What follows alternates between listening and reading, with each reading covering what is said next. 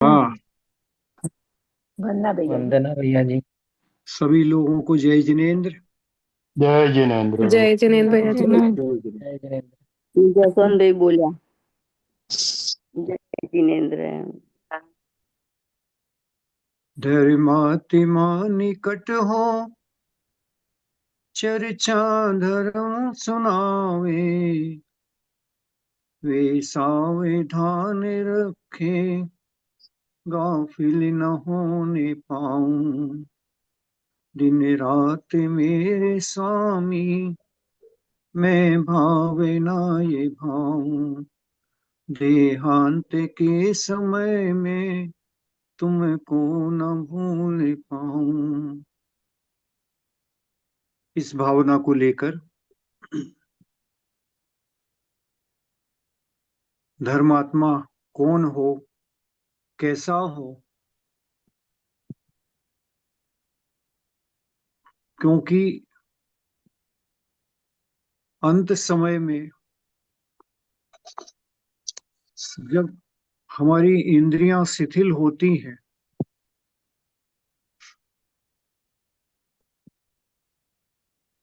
मन की कमजोरी होती है,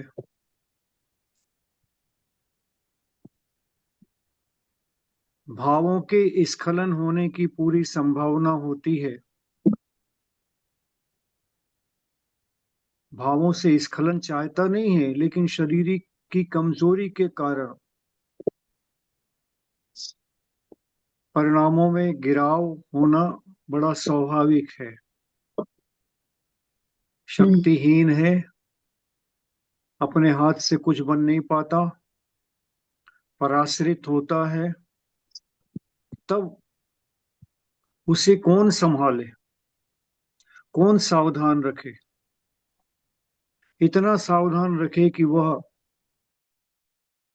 किसी प्रकार से हीनता का अनुभव न करे। अंदर से शरीर भले खोखला है, लेकिन अंदर के भावों की मजबूती एकदम पकड़ बनी रहे। इसलिए कहा गया, धर्मात्मा निकट हो, चर्चा धर्म सुनावे। वे सावधान रखे। हमारा विचलन नियम से होगा।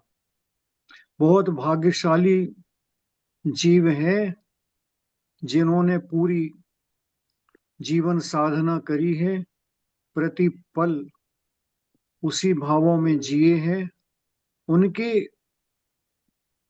विचलन ना हो। लेकिन सामान्यतः अवस्थाजन्य कमजोरी होने के कारण, अशक्ति, शक्ति की हीनता होने के कारण विचलन होना बड़ा स्वाभाविक होता है। इसलिए वे धर्मात्मा जो हमारे पास हों, जिनसे हमने संयोग कर रखा है, वे हमें सावधान रखें, आखिरी समय प्रतिपल सावधान रखें, किसी प्रकार से मैं गाफिल ना हो जाऊं। जिस प्रकार छोटा सा बालक बात बात पर मचलता है, उसकी कोई इच्छा पूरी नहीं होती जरा सी, तो वह रूठता है, मचलता है। अब छपक राज की भी स्थिति ऐसी ही है। उसके पास भी 2 4 6 महीने, 2 महीने, 15 दिन, साल भर बचा है, तो वह भी छोटे बालक के वत है।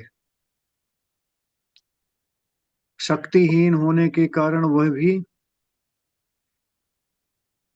खिन्नता को प्राप्त होता है, मचलता है, जिद पकड़ लेता है, मुझे तो नहीं, इसी प्रकार करना है। उसको भी कैसा संयोजित किया जाए, ये परिचारक के ऊपर, निर्देशक के ऊपर निर्भर करता है।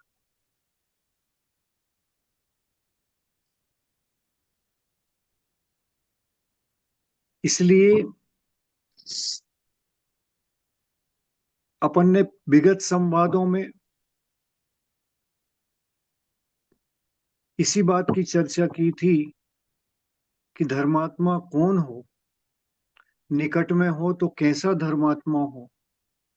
स्वयं धर्मात्मा होगा, स्वयं विज्ञ होगा, स्वयं जाना हुआ होगा, तो निश्चित रूप से हमारे लिए संबोधन देकर, सहारा देकर हमें धर्म में स्थापित रखेगा।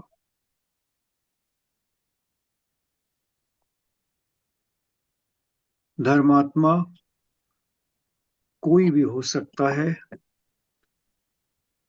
सबसे अच्छा तो महाव्रती हो, आचार्यों का समागम हो,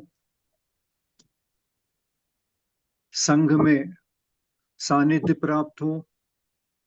ये सौभाग्य ना हो तो आश्रम इत्यादि के व्रती जनों में, उनके बीच में घर का त्याग करके क्षेत्र आदि में वास कर रहे हों। और इसीलिए वानप्रस्थ आश्रम का जो चौथा वर्ण है उसमें जीव को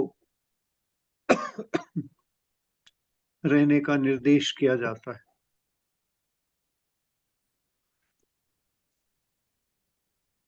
बहुत बार ये प्रश्न आता है कि क्या परिजनों के रहने से समाधि बिगड़ सकती है।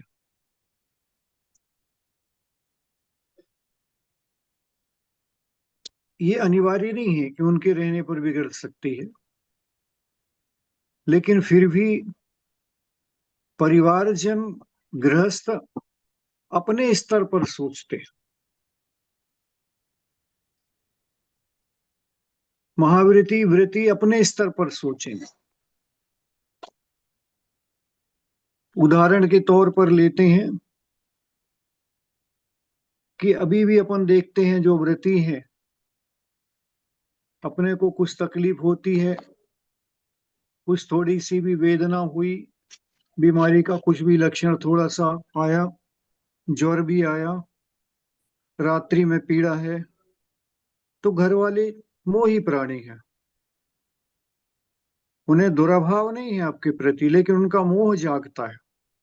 उनको लगता है कि आप रात्रि में छोड़े हो, ले लो, दवाई तो है, प्रायश्चित ले लेंगे, लेकिन औषधि ले लो। उनका स्तर का सोच यही होगा मोह के कारण।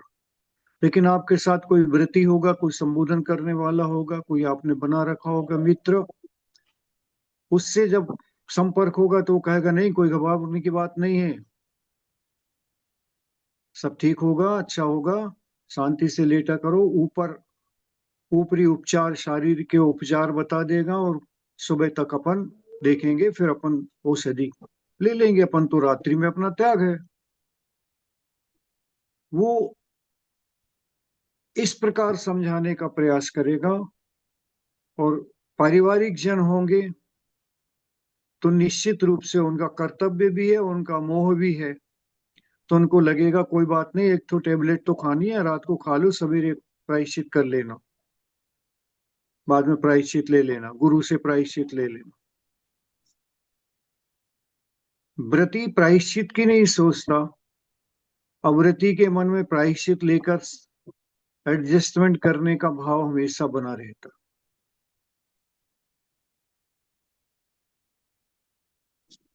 व्रती हमेशा ये सलाह देगा कि कोई बात नहीं, यदि मरण ही आ गया है अपना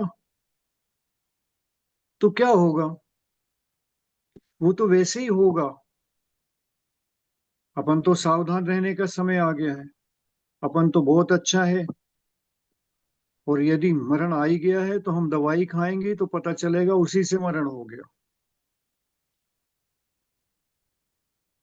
इसलिए वह सावधान रखेगा, और सावधान रखे साथ में वह त्याग की, तपस्या की, बढ़ने की, वैराग्य की भावना से ओतप्रोत होकर उसे सलाह देगा। उसके परिणामों में हीनता नहीं आने देगा। उसके परिणाम निरंतर निरंतर और बढ़ाने के भाव रहेंगे उसके अंदर। मॉरल रूप से, आंतरिक रूप से, आत्मिक रूप से उसे मजबूत करेगा। घबराने की कोई आवश्यकता नहीं। कभी कभी ऐसा हो जाता है, इसका बड़ा प्रभाव देखा गया।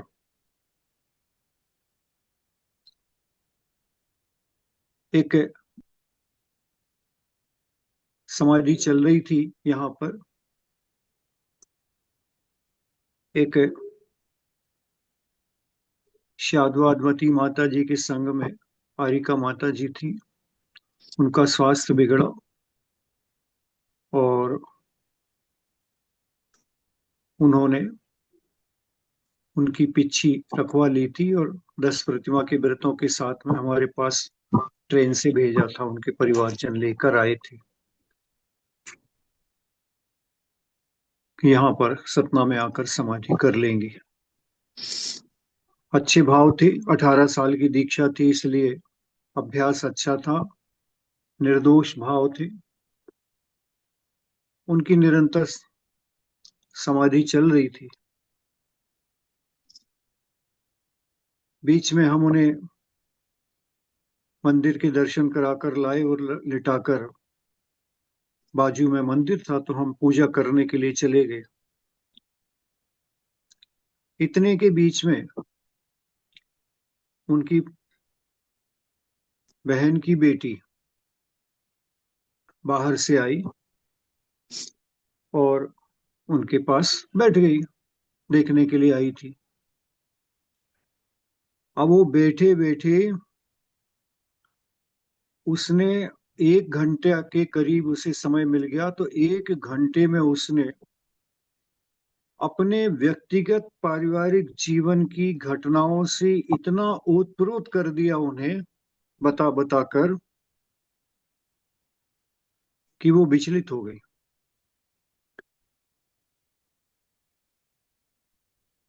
हम पूजन करके आए और हम देखा कि ये बेटी बैठी है। 2 मिनट बाहर से ही सुन रहे थे और उसने अपने जीवन की पूरी राम कहानी उन्हें सुना दी। और उसके कारण जो उनके अंदर मोह जागृत हुआ, उससे परिणाम विकृत हो गया।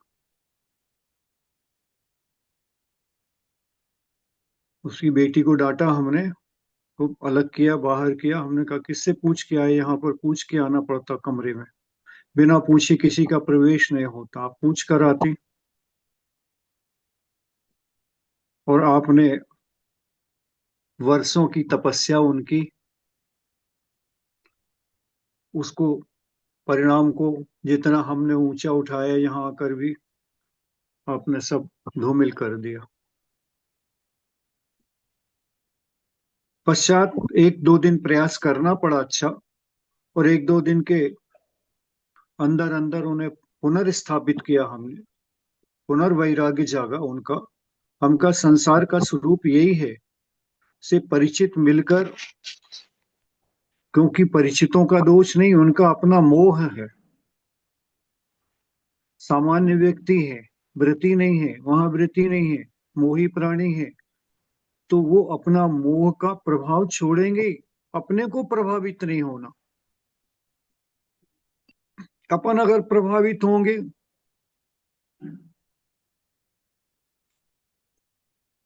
तो हम आपको जो दे रहे हैं उससे प्रभावित हो। जो कुछ आप लक्ष्य लेकर आए, वहां से जो कुछ आपके गुरु ने, गुरु माता ने भेजा है, जिस कारण के लिए भेजा, उसको प्रमुख रखो। किसी घर गृहस्थी के और मोह के चक्कर से तो आप छूटकर दीक्षा लेने गए थे। ऐसा करके 3-4 बार में 2 दिन के अंदर जो उनको स्थितिकरण किया, इससे पुनः गौरव जग गया। और अब उन्होंने इसके बाद जो उनकी छलांग लगी तो और अच्छी साधना में लगी। अब वो कोई भी आ जाए सामान्य से। एक बेटी उनकी साथ में रह रही थी, वो ब्रह्मचारिणी थी। उसे घर गृहस्थी का इतना मोह नहीं था, माँ के प्रति भी उतना नहीं था, एक कर्तव्यवाद था, कर्तव्य बोध था, वही लेकर आई थी। वो तो बराबर बराबर बराबर बराबर परिणामों में स्थिरता लाती गई और उस भव्य जीव ने उत्कृष्ट समाधि के साथ में अपनी देह छोड़ी थी।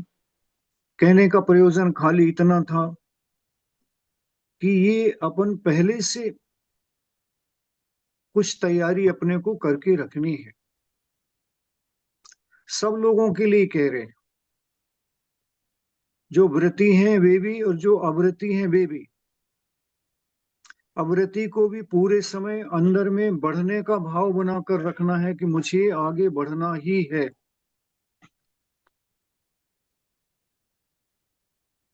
विचारों में दरिद्रता नहीं रखनी है,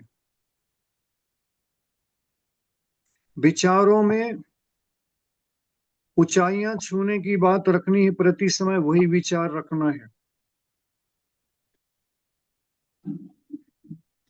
इस प्रकार की भावना भी विचारों में उनकी आएगी जिनके अंदर ये बात बैठ गई है, और यदि नहीं बैठी है तो हमें बैठाना है अपने अंदर, यही तैयारी करनी है। 50 की उम्र पार कर गए, 60 की उम्र पार कर गए, अब अपनी आगे की तैयारी करनी है। जैसे हमें कहीं बाहर जाना होता है तो हम बाहर का रिजर्वेशन करा लेते हैं, और रिजर्वेशन ट्रेन का, प्लेन का, जो भी हुआ, उस दिन से हमारी प्लानिंग शुरू हो जाती। अब वहां पहुंचना है, इस प्रकार की तैयारी करना है, इस प्रकार की तैयारी करनी है, वहां पहुंचना है, ये लाभ लेना है, ये लाभ लेना है, ये लाभ लेना है।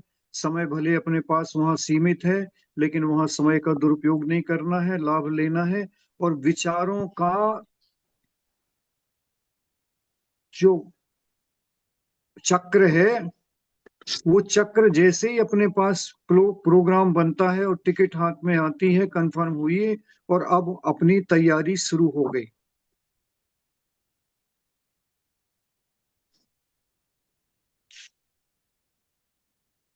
हमारी आपकी भी तैयारी शुरू हो जाना चाहिए, विचारों से तो हो जाना चाहिए। अभी कुछ सामान नहीं रख रहे हैं साथ में, लेकिन विचारों से होना है। क्योंकि अपन सबको ज्ञात है कि आगामी काल की आयु जो बंधती है वो अपकर्ष काल में बंधती है, और हर व्यक्ति के जीवन में 8 अपकर्ष काल आते हैं। पहला अपकर्ष काल कब आएगा? तो जो वर्तमान की आयु है उसके त्रिभाग में आएगा।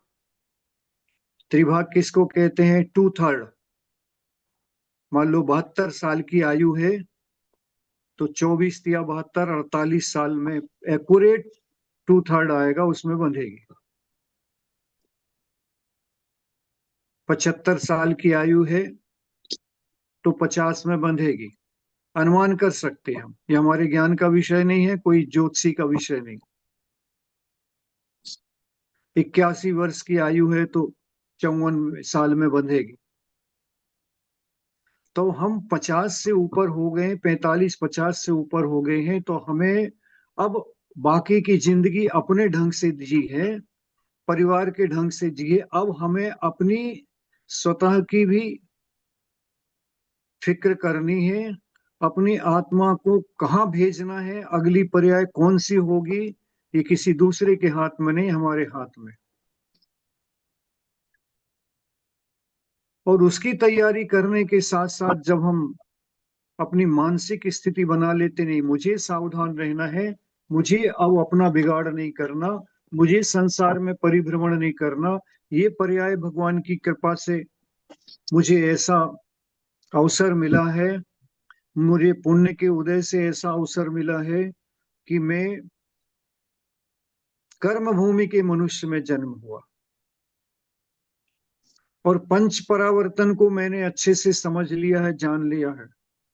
ऐसा परावर्तन पूर्व में, अनादि में मैंने असंख्यात अनंत परिवर्तन किए हैं। जब से संसार की सृष्टि होगी, कब से पता नहीं, अनादि से, उसके वर्षों की सीमा में नहीं आ सकते। क्योंकि एक कूड़ा कूड़ी सागर तो हमने चौथे काल का देखा है, जहाँ 24 तीर्थंकर हुए हैं, जाना है। और उसके बाद पंचम काल चल रहा, पता नहीं कितनी उपसर्पणी अपसर्पणी निकल गई है संख्यात, और मेरा परिभ्रमण निरंतर चला है। कैसे चला है? जैसे फुटबॉल का गेम देखते हैं, जहां पहुंचा वहीं एक किक मारी उसने, जहां पहुंची वहीं एक किक मारी। ऐसे में चारों गतियों में, यहां से वहां, वहां से वहां, एक किक मारी तो यहां आ गए, यहां से मारी तो वहां चले गए। फुटबॉल की जो दशा होती है, वही दशा हमने अपनी पुरानी की है। अब नहीं करना, लेकिन यहां से विकास तो करना है, और विकास करना है तो उसकी तैयारी करनी। तैयारी विचारों की, जैसे अभी हमने कहा, विचारों की दरिद्रता नहीं चाहिए। अंदर की शक्ति को समेटो, अंदर के साहस को समेटो। जब मैं सब कुछ कर सकता हूं तो यह भी कर सकता हूं, मैं अपना विकास करके इस पर्याय से अपना मोक्ष मार्ग प्रारंभ कर सकता हूं।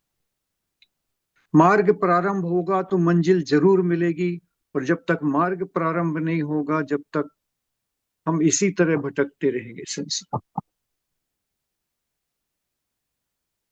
संयोग लगा है, भाव भी हुए हैं। इतनी बड़ी समाज में कितने लोगों के भाव होते? मुट्ठी भर लोगों के। और गौरव से गौरवान्वित हो कि उस मुट्ठी भर में हम भी हैं, क्यों हमें आत्मा के हित की बात सुनने का भाव हुआ है। हम समय दे रहे हैं, अपने मन को संभाल रहे हैं, और आगे का भविष्य संवार रहे हैं।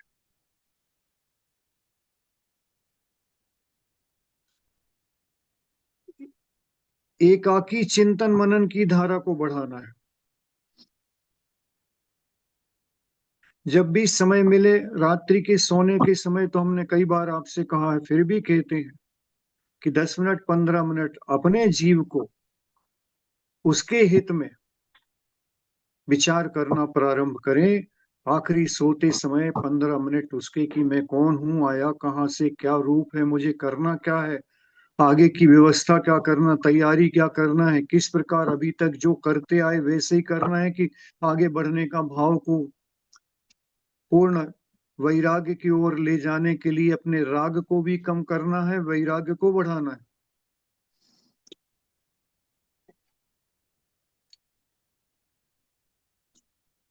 ये अंदर अंदर की जल्प हमारा चलना चाहिए विचारों में।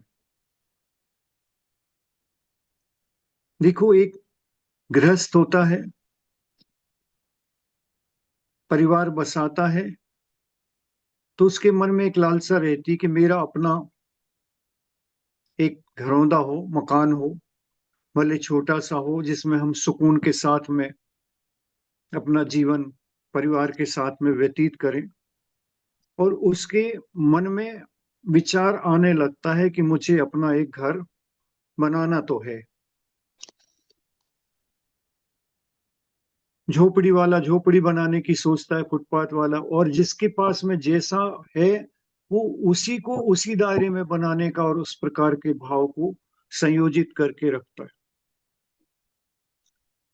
उसी अनुरूप कुछ सुलभता हो जाएगी तो थोड़ी सी जमीन खरीद कर डाल देगा।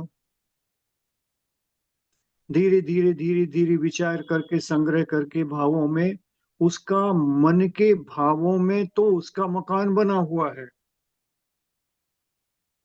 उसने अपने अंदर खाका खींच लिया है। उस खाका खींचने के अनुसार जहां उसको बनाना था, जिस मोहल्ले में बना था, जहां उसके अनुरूप वातावरण था, वहां उसने प्लॉट भी लेकर रख दिया है, उस कॉलोनी में लेकर रख दिया है, परिचित लोगों के पास भी पहुंच गया, सब कुछ कर लिया। और धीरे धीरे उसकी संयोजना करके नक्शा बनाएगा। धीरे धीरे धीरे धीरे थोड़ा सा संग्रह हो गया द्रव्य का, तो हो सकता है नींव डलवा दे, पिलर खड़े करवा दे, फिर अगले साल देखेगा। मगर धीरे धीरे धीरे धीरे उसके अंतर जल्प चलता रहे।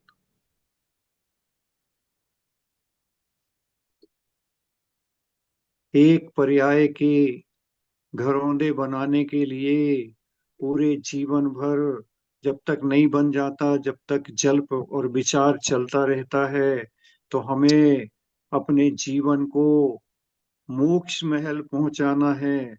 वहां जाने के संबंध के लिए प्लॉट कब खरीदेंगे?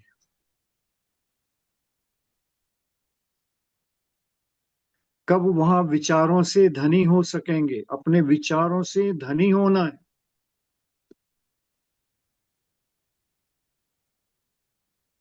विचारों में दरिद्रता नहीं चाहिए।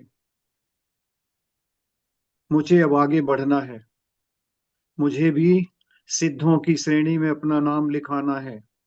मैं भी संसार परिभ्रमण से थक चुका हूं। मैंने भी इतना संसार में परिभ्रमण किया है कि मेरू समान ढेर लगा दे पर्यायों का तो भी कम है। अब नहीं। अब मुझे ये परिवर्तन से, संसार के परावर्तन से छूटना है। पर्याय मिल गई है, कुल मिल गया है, साधन मिल गए हैं, मानसिक स्वस्थता मिल गई है, शरीर अच्छा मिल गया है, सब कुछ मिल गया है। अब मैं नहीं चूकना चाहता। इस पर्याय में तो बीज बपन करूंगा ही करूंगा। बीजारोपण में इसी पर्याय में करूंगा। ऐसे विचारों का जो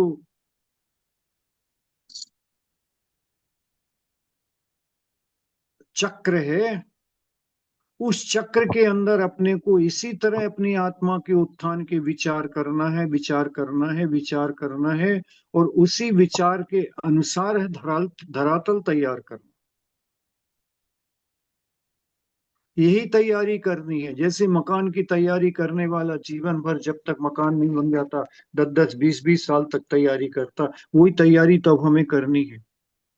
और उसी तैयारी के तहत तो जो विचार किया था कि धर्मात्मा हो, हम धर्मात्मा बने, हमारे पास धर्मात्मा का संयोग होगा। जब होगा होगा, लेकिन पहले तो भावों से हम अपने अंदर के धर्मात्मा को प्रकट करें।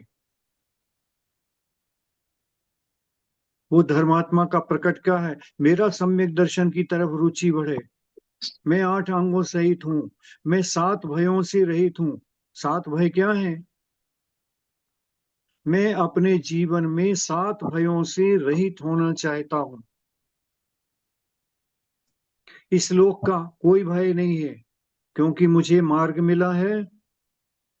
मुझे मार्ग मिला है, मुझे आगे बढ़ने की दिशा मिली है, मुझे सबका सहयोग मिला है, संयोग मिला है, और मेरे स्वयं के भाव हैं। इसलिए मैं इस संयोग को किसी भी प्रकार से जाने नहीं दूंगा।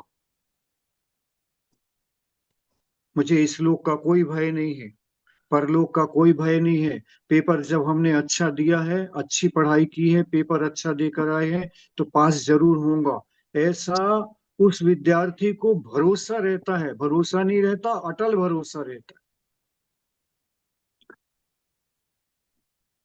जिसने पढ़ाई नहीं की वो कहता है कि कॉपी अच्छे से नहीं जची, उसको शंका बनी रहती है। लेकिन हमने, आपने जब मार्ग का अनुसरण किया है, तो इस लोक का भय है? कोई भय नहीं।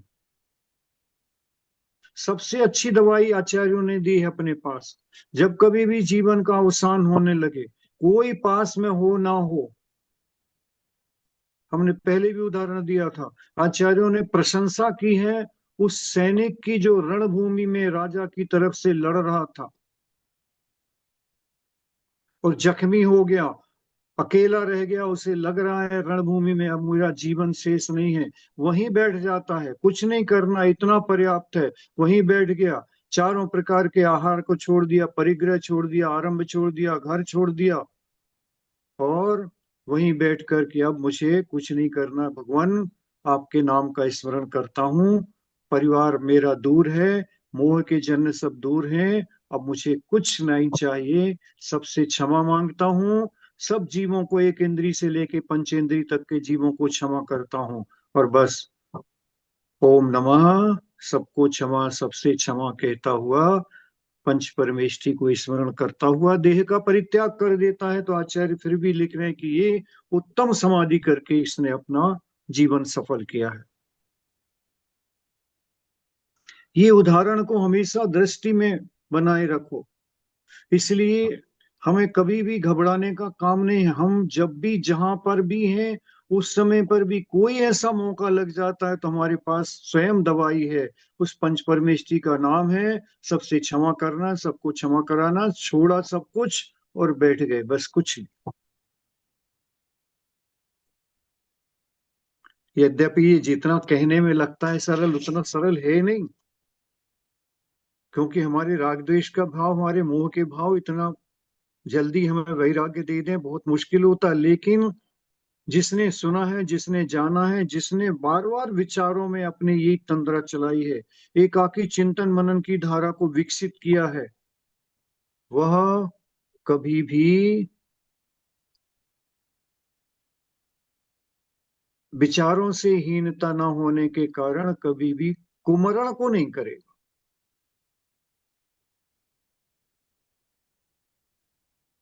इसलिए इस सम्यक दृष्टि जीव को न इस भाव का, इस लोक का भय होता है, ना परलोक का भय होता।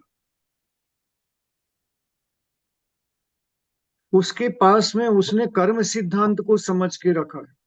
उसे ये पक्का धारणा बन गई है कि मेरा जो कुछ भी घटता है, शुभ घटता है या अशुभ घटता है, साता रूप घटता है या साता रूप घटता है, सारा का सारा खेल कर्म का है।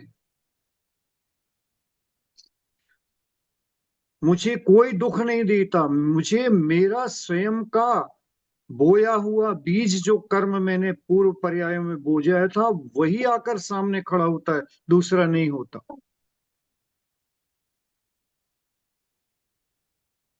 अपने अंदर के गौरव को जगाना है, अपने अंदर के सिद्धांत, धर्म सिद्धांत को जगाना है, उस पर अटल रहना है। गौरव जगेगा, इसलिए धर्मात्मा जो रहता है निकट में, वो उसी के छपकराज के गौरव को जगाता है।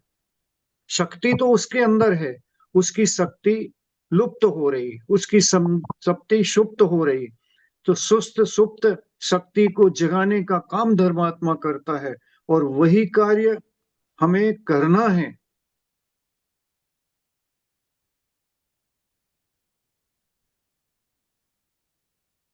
हम जीवन भर आकस्मिक भय से जूझते रहते हैं।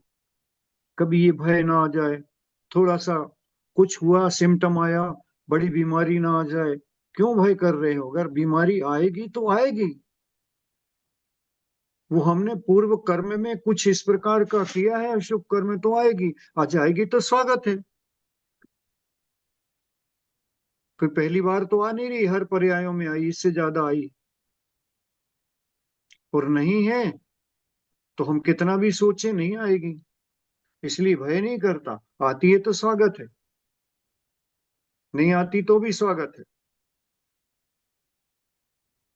तो आकस्मिक भय नहीं सोचता, पता नहीं रात को आ जाए चोर, कुछ लूट ले जाए, पता नहीं बालक गया है वहां पर, कोई घटना ना हो जाए, दुर्घटना ना हो जाए। ये इस प्रकार का भय, इस प्रकार की सोच सम्यक दृष्टि नहीं करता, क्योंकि उसे पक्का, ये हमारे लिए अच्छा उदाहरण है कि हम कर्म सिद्धांत पर भरोसा करें कि कर्म के बिना मेरा एक कदम भी नहीं चलता। बल्कि ये हमारे हाथ में है कि कर्म का उदय आने के बाद हम अपने पुरुषार्थ से उसे जीत सकते हैं, उसमें अनुरंजित ना होकर परिणाम बिगाड़ने से अपने आप को बचा सकते हैं कि मेरे कर्म का उदय आ रहा। मुझे आज बुखार सा लग रहा है, तो गुरुदेव प्रमाण सागर जी हमेशा कहते थे कि स्वागत करो उसका, और ये सोचो अतिथि आ रहा है, आएगा, एक दिन, दो दिन, चार दिन रहेगा, अतिथि का स्वागत करो। अंदर से विचारों की दरिद्रता नहीं लो, ये अंदर का गौरव है, इसको हमें मजबूत करना है। जैसे कहते हैं शरीर की इम्यूनिटी मजबूत करो, ये विचारों की मजबूती चाहिए। और सम्यक दृष्टि के अंदर और कुछ नहीं हुआ परिवर्तन। सम्यक दृष्टि जीव ने अपने विचारों को बहुत मजबूत बनाया, अंदर से वो विचारों से रईस हो गया, धनी हो गया।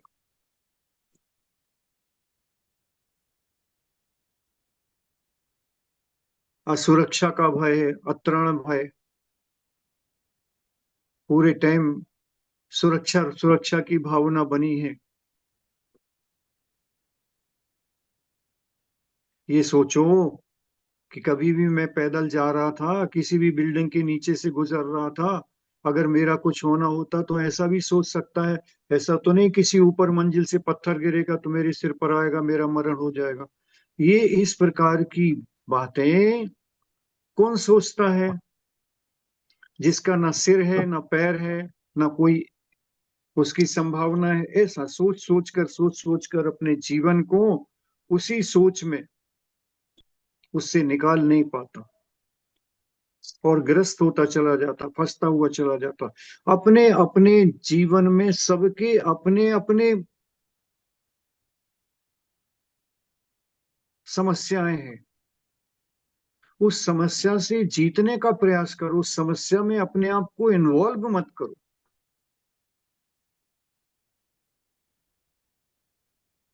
समस्या आई है तो साधारण रूप से लो, लेकिन अपनी तैयारी जैसे अभी उदाहरण दिया था, मकान बनाने की करते हैं, जीवन में 10 10 20 20 साल लग जाता है और उसके बाद में हम उसे दिशा दे पाते हैं।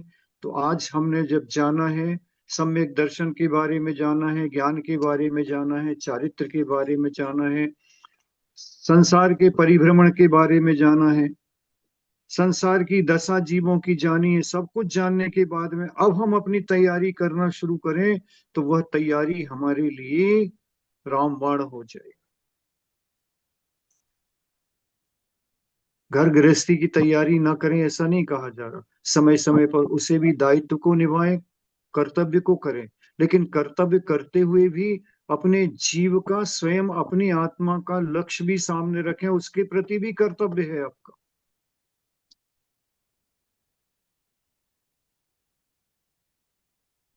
उस कर्तव्य को करो नौकर बन के। जैसे नौकर किसी का, मालिक का काम करता हुआ रहता है, लेकिन वो टेंशन नहीं रखता, उसका काम से मतलब है, काम किया और फ्री हुआ, उसे बस यही भावना रहती है, मेरा समय हो रहा, मुझे जाना है, मैंने जितना काम था कर दिया। ऐसे ही अपने को परिवार का दायित्व इसी प्रकार सोच कर करो, अपने हित का काम करो मालिक बनकर। मेरा है, मेरा शरीर का नुकसान होना है, मुझे आगामी काल में इस प्रकार की पर्याय मिलेगी, मेरा समय आ गया है, मुझे अगली पर्याय बांधनी है। अब मैं किस प्रकार किस साधन को चाहता हूँ, किस प्रकार के घर में जाना चाहता हूँ, कौन सी गति में जाना चाहता हूँ, तो उसके लिए तैयारी मुझे क्या करना है। कुछ नहीं, मुझे भगवान और कुछ नहीं, चारों गतियों के लिए जो गति मिले स्वीकार है, कोई बात नहीं, लेकिन मुझे भगवान का सानिध्य चाहिए, देव शास्त्र गुरु मेरे जीवन में बने रहें, ये आदर्श मेरे जीवन में बना रहे, बस मुझे ये चाहिए। भगवान के चरण न छूटे किसी भी पर्याय में, जब तक मोक्ष ना हो भगवान के चरण सानिध्य हर पर्याय में मुझे उपलब्ध रहे, उसकी तैयारी मुझे कर। मुझे वैभव चाहिए नहीं, ऐश चाहिए नहीं, आराम चाहिए नहीं, मुझे तो अब भगवान के चरण सानिध्य, देव शास्त्र गुरु का सानिध्य मुझे मिलता रहे, बस उसके कारण मेरी नौका पार हो जाए।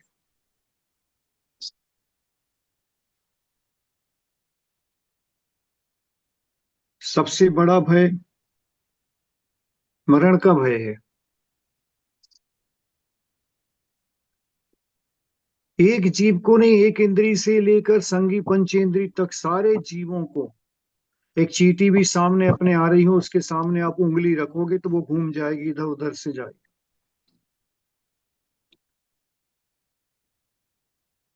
उसे भी अपने तीन गति के जीव अपनी पर्याय से मरना नहीं चाहते। एकमात्र नरक गति के जीव प्रतिपल वहां से छूटना मरना चाहते हैं, लेकिन वहां पर छूट नहीं सकेंगे, अकाल में मरण कर नहीं सकेंगे। तो इसलिए सब जीवों को अपनी देह प्यारी है।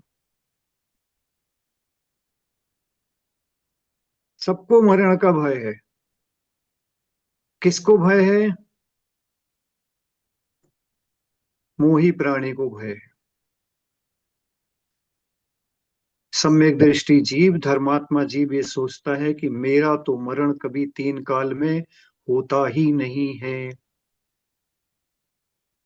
मेरा जीव अनादि से जो था, जितने परमाणुओं से था, उतने परमाणु आज भी उस आत्मा के पास में है। असंख्यात प्रदेशी यह आत्मा, इसका अनादि से लेकर एक तिनका भी कम नहीं हुआ।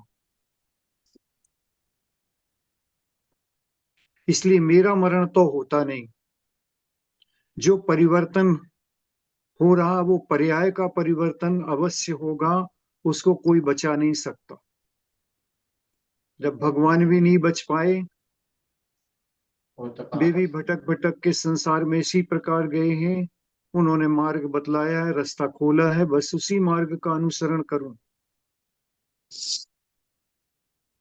मेरी आत्मा मेरी आत्मा अजर अमर है, मेरा मरण नहीं होता। और शरीर का कभी स्थायित्व तो नहीं होता, यह तो जलेगा, कटेगा, फटेगा, मरेगा, विनाश होगा इसका। सत का कभी विनाश होता नहीं। आत्मा अजर अमर मेरी अविनाशी है, उसका कभी भी विनाश होने वाला नहीं। ऐसा सोचकर सबसे बड़ा जो भय है जीव को मरण का, उस मरण के भय को जीतना है।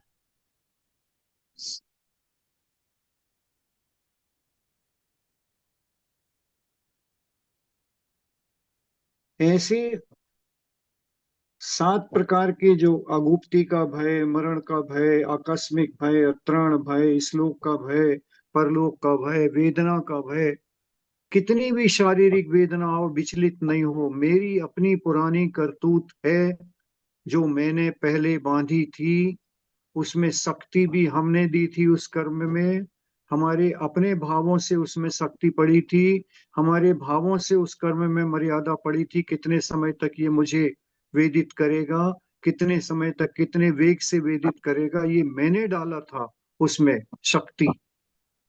तो आज वो आ रही है भोगने में, कोई बात नहीं, प्रसन्नता से भोगो, सहजता में भोगो, समता में भोगो। इतना समझने लायक ये पर्याय हो गई है, इसी से तो विकास हो जाएगा हमारा, क्योंकि हम सब कुछ समझने लगे।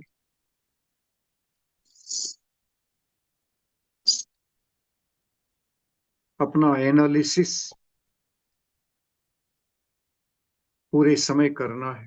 आगे बढ़ने के लिए हम जैसे घर गृहस्थी, परिवार में, अपने क्षेत्र में, व्यापार में, सर्विस में आगे बढ़ने के लिए अपना आकलन हमेशा करते हैं। अब इसको मुझे और क्या बढ़ा लेना चाहिए, किस रास्ते जाना चाहिए, मैंने क्या शिक्षा प्राप्त की है, मुझे किस दिशा में जाना चाहिए, आकलन करते हैं। उसी प्रकार अब सब कुछ करते हुए अब मुझे ये आकलन भी करना है कि मुझे किस दिशा में आगे बढ़ना है, जहां से मैं अपनी आगे की पर्यायों को अब रोक सकूं, परिवर्तन को रोक सकूं और मोक्ष मार्ग को प्रारंभ कर सकूं। उसका बीजारोपण करना ही है।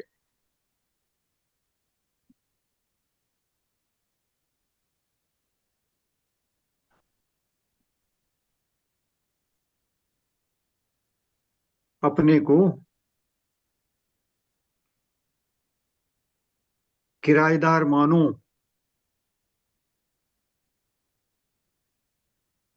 मकान मालिक मत मानो। सारी टेंशन मकान मालिक को होती है, किराएदार को तो पहली तारीख को किराया देना इतने टेंशन मात्र होती है। बड़े ठाट से रहता है, मकान में एक कील भी ठोकता है, किराएदार को कोई फर्क नहीं पड़ता, लेकिन मकान मालिक को ऐसा लगता मेरा मकान तोड़े जा रहा है। क्योंकि क्योंकि मकान मालिक को इस प्रकार की वेदना क्यों होती? क्योंकि उसने उसे अपना मान रखा। और जिसने किराए का मान रखा उसको कोई टेंशन नहीं। मकान मालिक से हो सकता है अच्छे ढंग से किराएदार रहता है,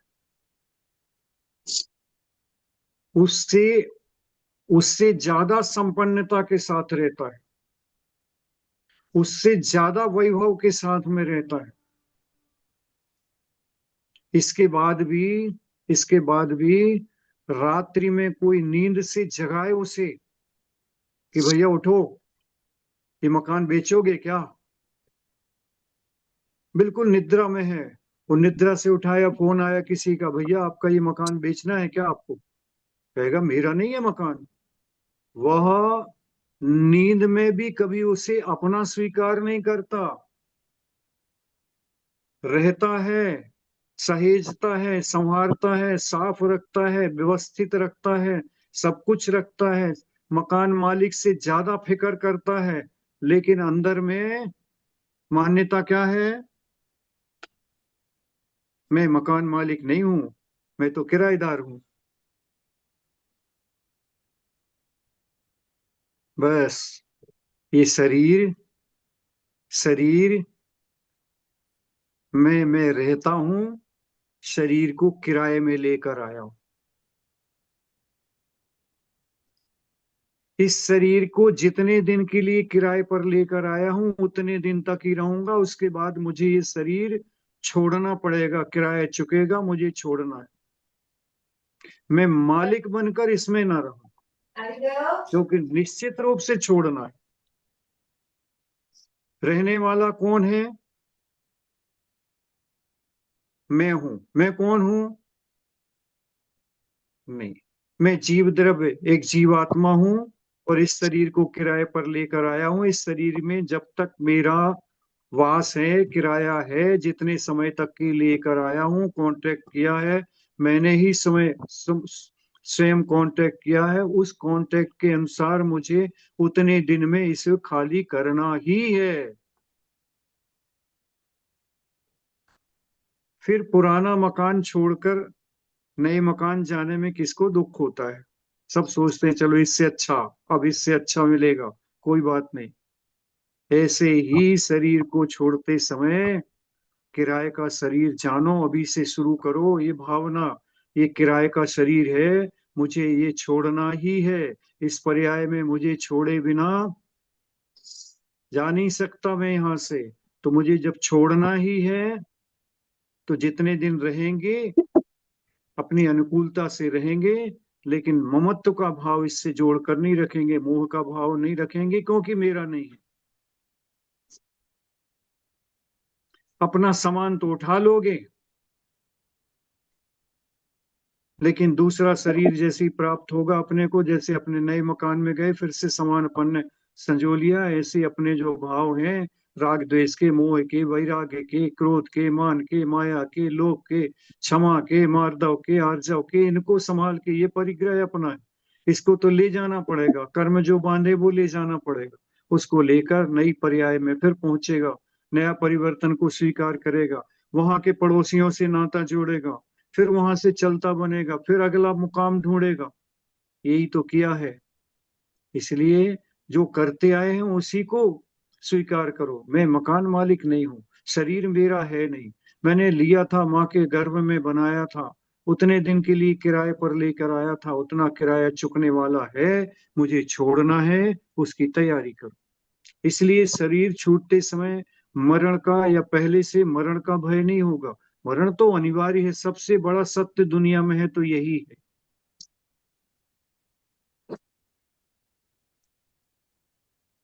अब जब सबसे बड़ा सत्य है तो मैं इस सत्य से भाग क्यों रहूं। ये जीत लिए भय अपन ने तो अंदर का वैभव जगेगा,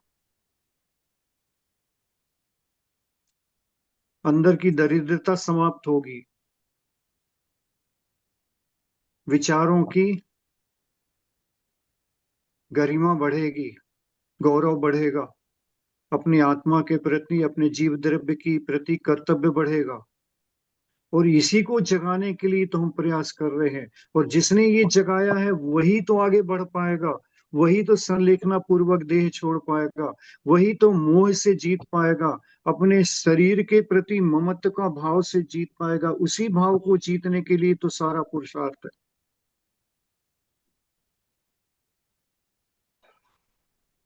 सारा पुरुषार्थ है मुनि महाराज के जीवन में। और क्या है? एक आदर्श देखकर चलो, एक मुनि महाराज के जीवन में, एक आचार्य के जीवन में, पूरे जीवन भर अच्छे अच्छे परिवारों की अच्छे अच्छे बड़े पैकेजेस को छोड़कर, 30-30 40-40 लाख रुपए साल के पैकेजेस को छोड़कर 25 साल के युवक दीक्षा लेकर वैराग्य की ओर क्यों बढ़ रहे हैं?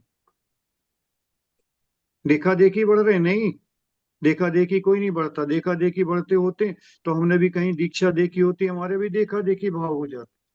जिनके अंदर में विचारों का आमूल चूल परिवर्तन हुआ है, जिसने सत्य को स्वीकार किया है। हम आप सभी ऐसे हैं जो अभी सत्य को स्वीकार नहीं कर पाए। जो सत्य को स्वीकार किया है, देह के सत्य को स्वीकार किया है, आत्मा के सत्य को स्वीकार किया है, वह अपने उस सत्य को प्राप्त करने के लिए निकल पड़ा है। वह झूठी मान्यताओं से आगे निकल कर बढ़ा है, गलत सोच से, गलत क्रियाओं से बढ़कर अपने आप को सम्यक दृष्टि बनाया है, और सम्यक दृष्टि के साथ में वैराग्य पूर्वक जीने का भाव बनाया। ये सोच स्वयमेव बनती है, प्राकृतिक बनती है, विचारों के अनुसार परिवर्तन होता है। देखो, कल एक उदाहरण आया था। अभी यहां पर ठंड ज्यादा थी,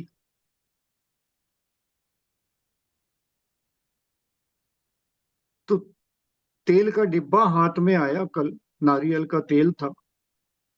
उसमें से तेल निकाला तो लगा ये तो आज कुछ तरल हो गया।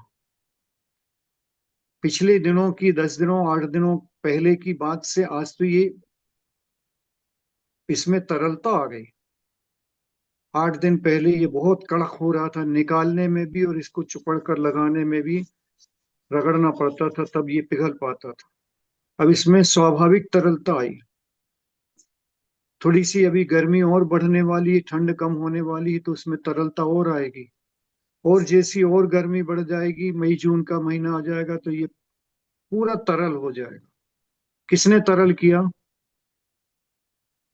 प्रकृति के अनुसार अपने आप परिवर्तन वस्तु में हुआ है। बस बहुत अच्छा उदाहरण घटा है कि सम्यक दृष्टि जीव जब होता है तो जितनी कठोरता थी उससे कुछ तरलता उसके जीवन में आ गई है। अब वो तरलता जो आ गई है वो सहजता से आई है। उसके विचारों में स्वाभाविकपना आया है। तरल किया नहीं है उसने। विचारों के सोच के कारण उसके जीवन में इस प्रकार के विचार और भाव आने शुरू हो गए। जो कर्म की कठोरता थी, मन की कठोरता थी, मोह का वज्र था, वह ढीला हुआ। अब अब व्रत आदि की तरफ बढ़ेगा, व्रत आदि को स्वीकार करेगा, आगे बढ़ेगा, चौथे से पंचम गुण स्थान की ओर बढ़ेगा। तो अब उसमें जो विचारों की तंद्रा चलेगी उसके अनुसार और तरलता आएगी, उसी पदार्थ और तरलता बढ़ेगी। मुनि दीक्षा के भाव होंगे, मुनि दीक्षा के साथ में आ गया तो और तरलता आएगी। संलेखना समाधि की ओर बढ़ेगा तो और तरलता होकर स्वाभाविक हो जाए। एक छोटे से पदार्थ को देखकर भी हम वस्तु तत्व को जान सकते हैं। वह भी हमें प्रेरणा दे सकता है। इसलिए मिथ्या दृष्टि जीव का वातावरण कैसा रहता है? उस कठोर तेल के समान। उस कठोर तेल में ही तरलता आएगी। कैसे आएगी? जैसे उस तेल में मौसम के अनुसार परिवर्तन हुआ है, ऐसे ही मिथ्या दृष्टि जीव से जब हम सम्यक दृष्टि भावों में हमारे परिवर्तन आता है, तो हमारी चाल में, ढाल में, व्यवहार में, बोलचाल में, सोच में, सब में परिवर्तन अपने आप आ जाता है, अपने आप आ जाता। देखो, एक उदाहरण से समझो। आप लोग सब अनुभव में है। पिता के घर से, माता के घर से संस्कार होता है एक शादी का, और शादी के संस्कार के बाद में जब पति के साथ में वहां से आप विदा होते हैं, होती हैं, तो अब आपका अभी तक का जो संसार था वो पीछे छूटा है, और आगे नया संसार आपके लिए स्वागत करने को तैयार रहता है। माँ पिता बिलखते हैं तो भी आप उनकी तरफ पीठ दिखाकर और आगे बढ़ते हो, उपेक्षा का भाव रखते हो पीछे कि अब वो नहीं, अब मेरे लिए ये है। और उस नए भावों को संजोते हुए आप आगे बढ़ते चले जाते हो।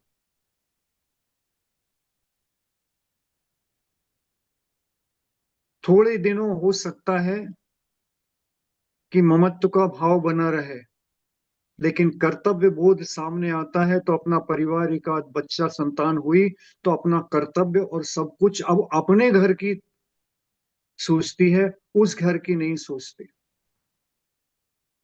बस सम्यक दृष्टि जीव ने संसार में रहते हुए भी, जैसे आपने मुख मोड़ा है, पियर के घर की तरफ पीठ की है, अपने घर की तरफ मुख किया है, ऐसे ही सम्यक दृष्टि जीव मिथ्यात्व की तरफ से मोड़ बोह करके उसके सोच में परिवर्तन, उसके विचारों में परिवर्तन, उसकी क्रिया में परिवर्तन, और आगे बढ़ने का हौसला लेकर वह निरंतर आगे बढ़ता चला जाता है। जैसे आप परिवार को बढ़ाते हुए पोते हो गए, पोती हो गए, सारा पूरा परिवार आपका विशाल हो गया, ऐसे ही सम्यक दृष्टि भी अपने व्रतों आदि को स्वीकार करते हुए आगे बढ़ते हुए और आगे बढ़ते हुए जितना उससे बन सकता है, जितनी सामर्थ्य है, उस सामर्थ्य से आगे बढ़कर और अपने आप में विचारों से आगे बढ़ते हुए परिवार को जैसे आपने आगे बढ़ाया, वो अपने मोक्ष मार्ग को आगे बढ़ाता है।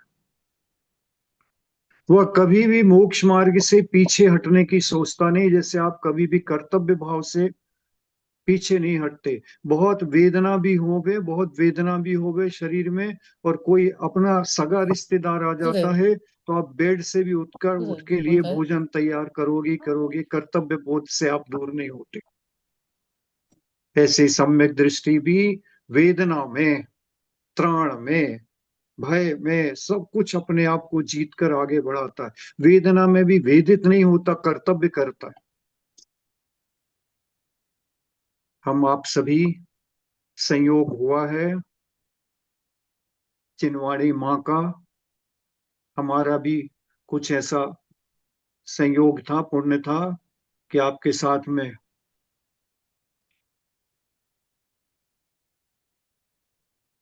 मिलन हुआ, और आपके माध्यम से आप सोच रहे हो कि हमें संबोधन कर रहे हो, तो आप इस गलत फहमी में नहीं रहो।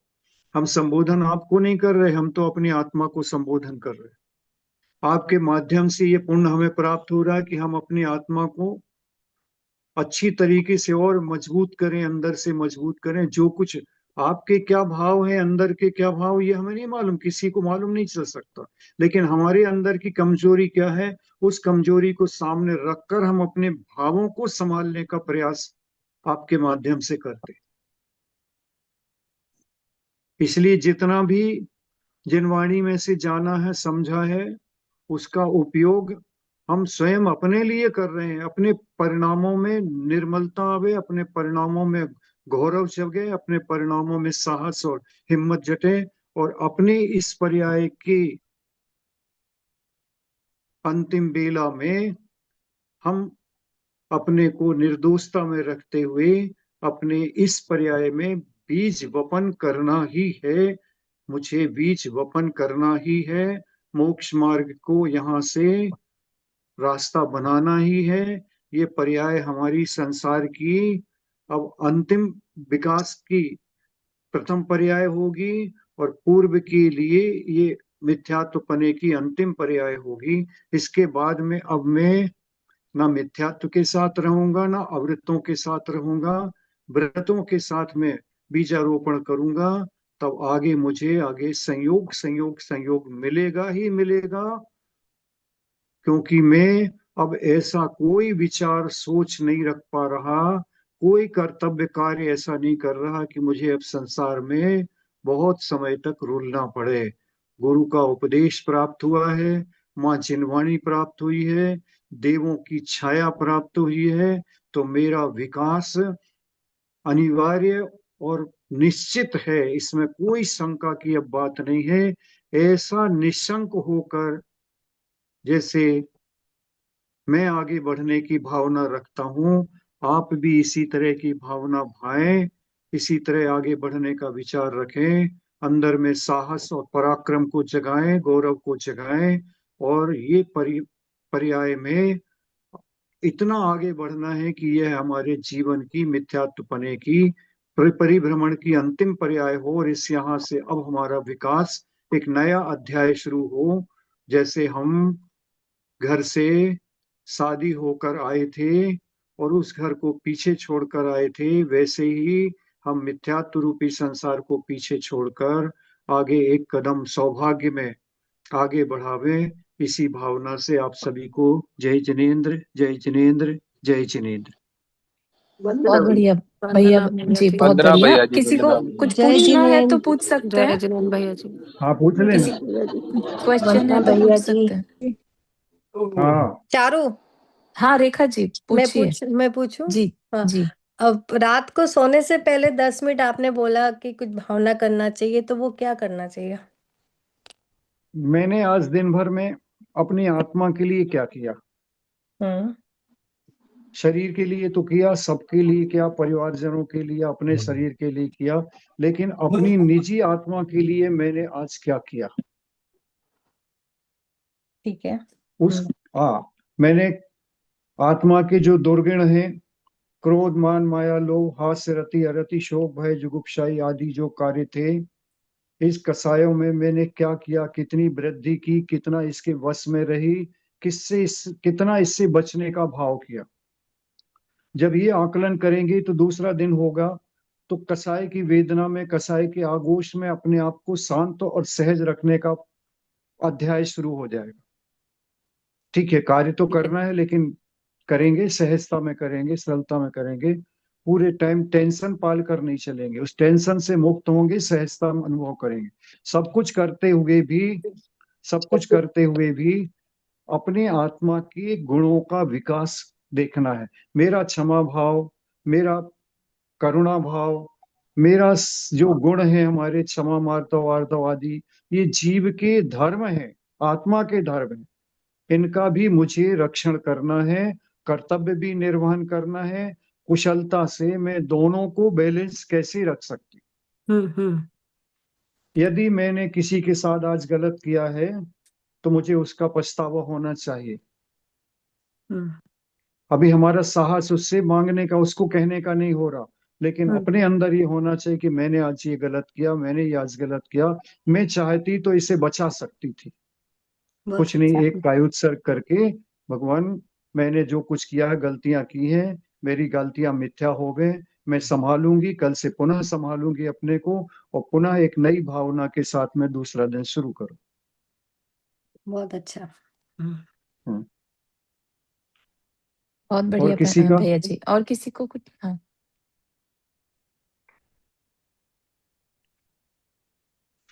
भैया जी, आप संबोधन कैसे दिया जाता है ये भी थोड़ा सा आप बताइएगा। मतलब जरूरी नहीं है कि वो समाधि के निकट हो। अच्छा हाँ, ठीक है। हाँ जी बताएंगे, बताएंगे। अब हम कुछ सोच के बैठते हैं कभी कभी, और क्या आता है भाव। बढ़िया, बहुत तो सुंदर। ये है कि उतना सदुपयोग होना चाहिए। ये 1 घंटे का सदुपयोग जो आपका हो रहा है, ये जी जीवन का उत्कर्ष है। बिल्कुल क्योंकि उस 1 घंटे में हम अपने शरीर के पोषण की बात नहीं सुनी, नहीं। हमने अपने जीव द्रव्य की उत्थान की बात सुनी है। और ये बातें हमने जीवन में पिछले जीवनों में नहीं सुनी है जब तो यहाँ तक पहुंच गए हैं। अब इसी को बढ़ाना है, इसी की भावना करनी पूरे समय, तो मेरा सब कुछ अच्छा अच्छा होता जाएगा। जो भैया जी प्रॉब्लम यहाँ पर देख रहे हैं ना, हम जो सबका सुनते हैं, आजकल सबसे ज्यादा सडन डेथ्स हो रही हैं, अचानक से मरण। ऐसे में उनके पास समय भी नहीं है कि हॉस्पिटल भी जा पाए, या हॉस्पिटल पहुंच जाते हैं 1-2 दिन में मरण हो गया। तो ये बहुत हाँ, वहां पर अपने को ये विचार करना चाहिए कि अपने को सडनली इसको अगर कोई काम हुआ है तो एकदम उतावली मत करो। डॉक्टर से बहुत स्पष्ट पूछो कि ये जी पाएगा कि नहीं जी पाएगा। नहीं जी पाएगा तो उससे छेदन भेदन से बचा दो। लेकिन डॉक्टर्स भी तो बताते नहीं है ना भैया जी एकदम से। वो तो मतलब घुमा के रखते हैं कि भाई ठीक है, अभी ये टेस्ट करे, अभी वो टेस्ट करे, इतने में ही अगर आयु अब पूरी वो हो जाए। उनका तो पेशा है। हाँ, तो इसी उम्मीद पर कि उनका नहीं जी जाएंगे, फिर कर लेंगे ये सब हम। तो उस सिचुएशन में क्या करना चाहिए, वो सबसे इम्पोर्टेंट। अपने को पहले से तैयारी करें। हम जी। पहले से तैयारी करेंगे तो इस प्रकार की घटनाएं नहीं बनती। हम्म, थोड़ी बहुत कमी में हम अपने आप को सह जाते हैं, और हमारी बाधक कर्म इस पर है कि मरण का हमारा मौका समाप्त हो जाएगा। इस तरह का मरण नहीं होगा। धर्मी का इस तरह मरण नहीं होता। जी। वो अपने पूर्व के किए हुए बांधे हुए कर्मों को भी ढीला कर लेता है, इसलिए उसे सहज मौका मिलता है। उसे हमने ऐसे ऐसे जीव देखे हैं जो वेंटिलेटर पर है। पूर्णा के अंदर एक समाधि हुई थी, वेंटिलेटर पर लगा है, और उसके भाव बिल्कुल विरक्त हो रहे हैं। सब कुछ छोड़ दिया, घर छोड़ दिया, खाना छोड़ दिया, पीना छोड़ दिया, चारों प्रकार के आहार का त्याग कर दिया। अब वो जान रहा है कि वेंटिलेटर मेरा निकलेगा और तुरंत मरण हो जाएगा। तब मैंने उसको कहा कि देखो, डॉक्टर के अधीन हो। उसकी बेटी को कहा, तुम एक काम कर सकते हो, ऑक्सीजन ये तुम्हारी प्राइवेट रूम में भी लग सकती है, यहाँ लग सकती है। तो मैंने कहा यहाँ से छोड़ो, आईसीयू से निकलो बाहर, प्राइवेट रूम पे जाओ। प्राइवेट रूम पे आ गई। प्राइवेट रूम में आ गई। अब वो क्या है, ऑक्सीजन लगी है, वो लगा है, सब कुछ देख रहे हैं। हम उनको संबोधन कर रहे हैं तो संबोधन करते के साथ आंखें पल के झुकाकर, सिर हिलाकर सब कुछ स्वीकार कर रहे हैं। और उस जीव ने सब कुछ स्वीकार कर लिया, यहाँ तक कर लिया कि मेरे चारों प्रकार के त्याग, आजीवन का त्याग है आहार का। अब उसको सब समझ में आ गई बात। अभी क्योंकि अगर ये ऑक्सीजन निकाल देंगे तो समझ में नहीं आएगी कहीं, तो लगी रहने दो, कोई बात नहीं, सब कुछ छोड़ दिया। और संयोग ऐसा लगा, देखो इसी को संयोग कहते हैं, कि प्राइवेट रूम में आ गए तो अब किसी का, अपने परिवार का आना जाना भी मना नहीं था। अकेली बेटी थी वहां पर। रात्रि के 9, साढ़े 9, 10 बजे के करीब करीब उसने कहा बेटी ने कि भैया, एक भैया जी आए हैं देखने के लिए। मैंने कहा रोक लो उनको, रात को आज वही कमरे में रोको वही। और भैया जी से बात की, और भैया जी इनको सावधान रखो, हमें नहीं लगता कि ये सुबह निकाल पाएंगे, इनको सावधान रखना है। अब जीव का देखो पुण्य जगा, उसने इतना जब कुछ स्वीकार किया तो पुण्य जगा, और पुण्य के माध्यम से वो भैया जी उसके रूम में पहुंच गए, और वे रात को रहे। और उसकी रात को और तबीयत बिगड़ी। 1 बजे रात को बराबर नमोकार मंत्र सुनते हुए, संबोधन सुनते हुए, सब त्याग के साथ में देह को छोड़ दी। तो जब अपन पुण्य बढ़ाते हैं तो अपने साथ संयोग भी बढ़ते हैं। वो संयोग हमें मिलते हैं, अपने आप मिल जाते हैं।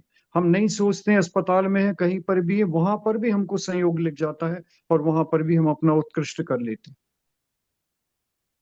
बिल्कुल सही भैया जी। हाँ, इसलिए अपने अपने कर्तव्य को करना है, अपने पाप को कम करना है, अपनी पुण्य प्रकृतियों को बढ़ाना है, धर्म में अपन आगे बढ़ना है। अब जब धर्म में अपन आगे बढ़ेंगे तो नियम से संयोग लगेंगे, मिलेंगे मिलेंगे।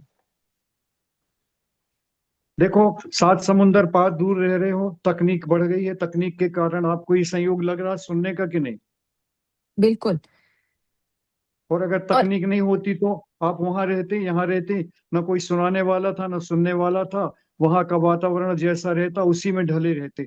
आप सब वहां के वातावरण में रहने के बाद भी अपनी आत्मा के हित की बात जो समझ रहे हैं, सुन रहे हैं, और अंदर से जागृति है, ये सब अपने शुभ लक्षणों का संकेत है। बहुत अच्छा। इसलिए भैया जी, घबराओ नहीं। एक हाँ छोटा सा क्वेश्चन और पूछ लें।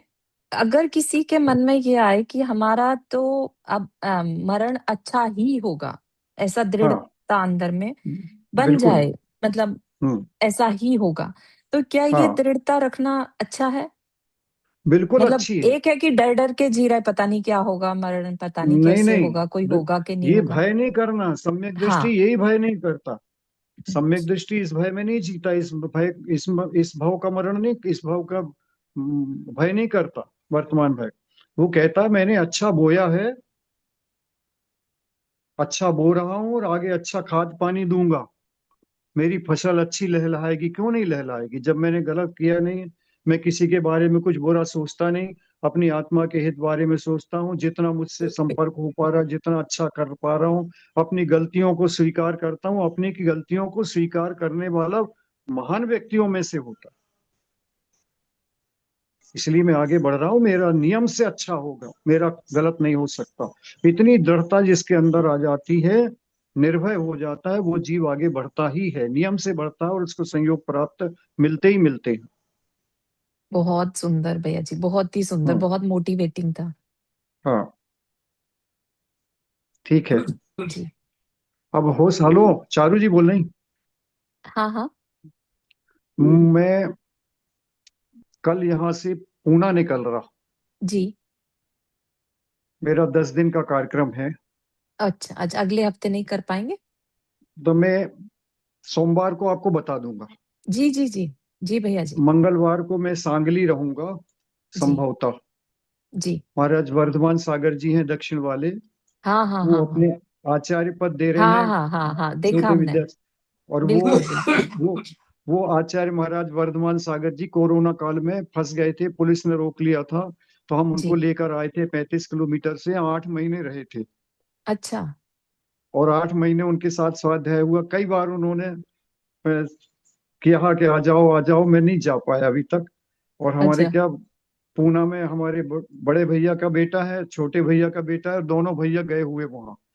जी जी जी। तो जी। मेरा मन भी हो गया कि चलो, वो कहले आ जाओ यहाँ, यहीं से चलेंगे अपन, कार्यक्रम भी करेंगे और दर्शन भी हो जाएंगे, हाँ जी भैया ऐसी जी। भावना से। तो अमित भैया हैं जबलपुर वाले ना, टीकमगढ़ वाले, हाँ वो वहां के हाँ, प्रतिष्ठाचार्य हैं उस प्रसंग के। वहाँ के, हाँ हाँ। जी चारू जी। जी मेरे को भी कुछ पूछना है। तो मैं पहुंचूंगा और वहीं रहूंगा मंगलवार को। हाँ। 24 तारीख के मंगल तो निश्चित नहीं होगा, क्योंकि वो उस दिन हमारा ट्रेन का सफर है। 23 की टिकट है, 24 को वापस रास्ते में अच्छा। रहूंगा। तो हाँ हाँ 24 का हाँ, तो नहीं ठीक। होगा, 17 का ठीक। मैं कोशिश करूंगा करने की। जी भैया जी। देखेंगे। जी भैया जी, ठीक है। अभी एक आंटी का एक क्वेश्चन और पूछ लें, वो भी हाँ अब क्योंकि अब आप अगले हफ्ते नहीं मिल पाए शायद, तो। हाँ, मेरे को जानना था कि अगर हमने प्रतिमा नहीं ली है और हमने हाँ, संलेखना लेके जाते हैं तो उसमें फर्क हो जाता है? देखो, अगर प्रतिमा की अनुकूलता नहीं है तो अपन नहीं ली है। तो हम आपसे ये पूछना चाह रहे, क्यों नहीं ली है? क्योंकि इधर रह रहे तो सब नहीं हो सकता है ना। अमेरिका में मेरे अब मैं हम मैं ये जहाँ कहना रहती हूँ चाह रहे वहां हैं से यहाँ तो पर, मंदिर भी आधा घंटा दूर है। अब हम ये कहना चाह रहे हैं अपन को कि अपन मन से ढीले मत पड़ो। हम जहां पर रह रहे हैं, जो कुछ हमारे पास जितना साधन है उसको तो हम कर सकते हैं। हम्म, कुएं का पानी नहीं है, कोई बात नहीं, जो पानी है उसी पानी से हम अपना निर्वहन कर सकते हैं। जितनी शुद्धता भोजन में रखेंगे, उतनी हमारी वाणी में, भावों में शुद्धता आएगी। तो मंदिर हम नहीं जा पा रहे, आधा घंटा लगता है, रोज रोज नहीं जा पा रहे, तो जिस दिन जा पाए उस दिन इतनी एनर्जी गेन कर ले मंदिर में कि वो हमारी 2-3 दिन चले। बाकी के समय टीवी पर देखकर, अभिषेक देखकर इतने ही अपन कर लें। अभिषेक के समय पर अभिषेक देख लें, वहीं पर बैठकर अपने घर पर अपनी द्रव्य तैयार करके पूजन कर लें, द्रव्य से जिनवाणी को विराजमान करके वो द्रव्य इकट्ठी करते जाएं, जिस दिन मंदिर में जाए वहां पर चढ़ा देंगे। लेकिन रोज मंदिर नहीं जा पाए तो हम पूजन नहीं करेंगे, ये तो हम कर सकते हैं। हाँ, तो अपनी वो मैं द्रव्य सामग्री धो ली, हाँ अपने बैठ गए, जैसे मंदिर में जाकर पूजन बैठते थे, अति शुद्धता सर बैठ गए, टेबल कुर्सी पर बैठ गए, जिनवाणी विराजमान कर लिया एक उच्च स्थान पर उसी में, और बैठकर अपने जिनवाणी के सामने देव शास्त्र गुरु की एक पूजन कर ली, अपना जो कुछ पाठ वाठ पढ़ते थे सब पढ़ लिया, जाप दे लिया, सब कुछ कर लिया, शुद्धता से कर ली। घर में भोजन अपन को करना है, प्रतिमा नहीं ले पाए, साधन नहीं है, जो साधन है जितना है उसका वो तो अपन शुद्धता से कर सकते हैं।